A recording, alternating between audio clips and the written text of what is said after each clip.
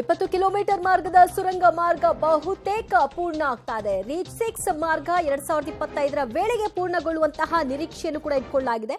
ನಮ್ಮ metro pink line 1185 metre ಸುರಂಗವನ್ನ ಕಾಮಗಾರಿಯನ್ನ ಪೂರ್ಣಗೊಳಿಸಿ Kottigere ನಾಗವಾರದವರೆಗಿನ pink line ಮೆಟ್ರೋವನ್ನ ಪೂರ್ಣಗೊಳಿಸಿ ಈಗ ಹೊರಕ್ಕೆ ಬಂದಿದೆ.